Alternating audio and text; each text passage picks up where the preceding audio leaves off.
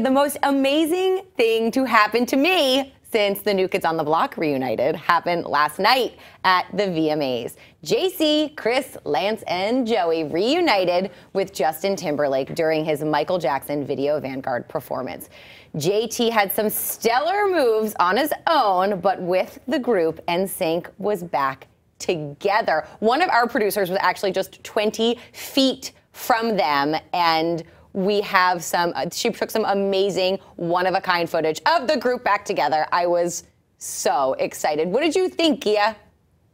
Yeah, it was definitely an exciting moment, although in the, when we were covering her at the office, we sort of laughed that Justin Timberlake sort of did what Beyonce did to Michelle Williams and Kelly Rowland when she reunited with Destiny's Child at the Super Bowl, where there's this big hype and build-up, and then they sort of come out, do 30 seconds or almost, a minute. And obviously, because Justin Timberlake has been at the top of, he's been performing for so much more consistently, he's obviously a better dancer, he's more composed on stage, he's more with it.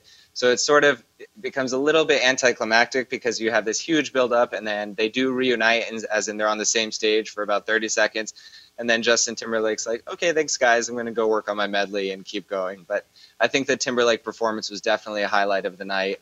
He's really proving himself to be one of our generation's best performers.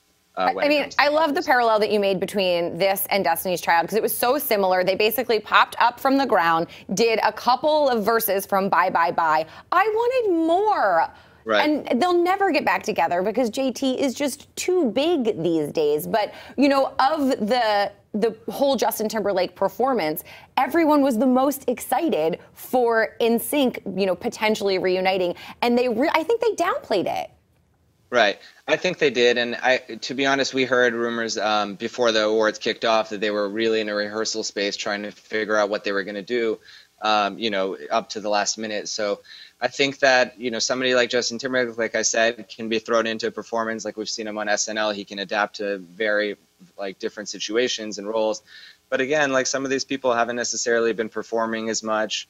And it's hard to get back into that. They're also not as young as they once were. So, we got all that we're going to get, it seems. What did you make of Jimmy Fallon, who did the intro for him? It was so over the top and out of control. Justin seemed almost a little uncomfortable by it.